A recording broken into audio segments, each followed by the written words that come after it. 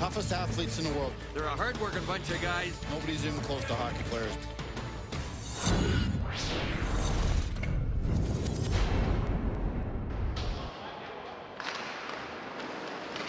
I started playing hockey when I was 5. I'm 29 now, so I've been playing for a while. I played with boys my entire life growing up till I was 18. And when you play with boys, you play full contact hockey. And then when I was 18, I got a full ride scholarship to college out in Rhode Island. So I played there for 4 years. I was captain my senior year. That is women's hockey, and that is not full contact. Full contact is, well, just non-check. It's kind of, you can play the body, but you cannot physically hit someone. You can kind of position them off to the boards and rub them out of the play, as it's kind of called. Full check is usually with the shoulder properly in any part of the front side of the body, below the neck or above the knees. You know, it's usually a much more open game when it's non-check. It's a lot less physically demanding when it's non-check. So, I mean, checking is more exciting because it's more of you're more engaged in the game, and you have to like be aware of whoever's around you.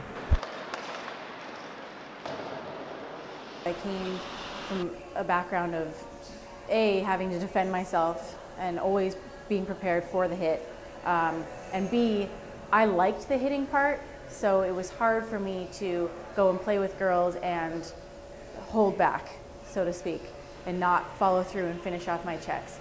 And then transitioning into this league, it's interesting because it's non-checking, although it gets pretty rough sometimes. I started playing hockey back home in Calgary, Alberta, where I played as a kid. I grew up playing hockey. And then once I moved down here and Danielle and Bo started playing hockey, then I started coaching. And I coached for 15 years at the youth level. I coached Orange Coast College for 2 years. I also coached adult hockey and hockey tech, where we would train and teach people how to play hockey, both kids and adults. So I've been involved in hockey probably the greater part of my life.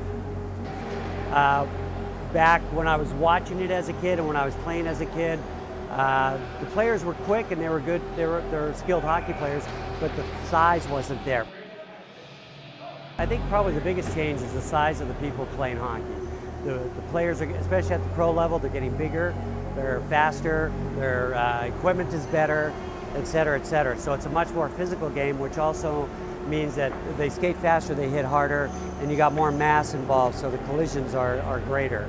Also, I think the game has just evolved too. So with the equipment, I mean, everything has evolved. So people are bigger, stronger, faster, they hit harder. I think it's just the game evolving itself too that causes people to be more aggressive and that sort of thing. I mean, the nuts and bolts is it's a physical game, and it's always been a physical game and always will be. But anytime anybody's dirty, I think a suspension is, it's needed. I don't think anybody should try to hurt anybody though. I think examples definitely need to be set, and it needs to go across the board with everyone. I mean, at the end of the day, we all have to go home and we have to get up for work in the morning and we have to go to work and make a living. And it's like if someone is going to cross-check someone in the face and, they're not going to be able to go to work the next day. They're not going to be able to, I don't know, maybe for the next week. And that's just really unfortunate because this is supposed to be a hobby. It's supposed to be for fun. You have guys that are going out and doing crazy stuff like that, and that's just totally inappropriate for our age and everything. I think one thing they should do is re-evaluate the equipment as to the design. How hard, how much padding do they really need? I think you would find that players, if the equipment wasn't quite so protective, would maybe have a little more respect for what they're doing and who they're hitting and how they're hitting.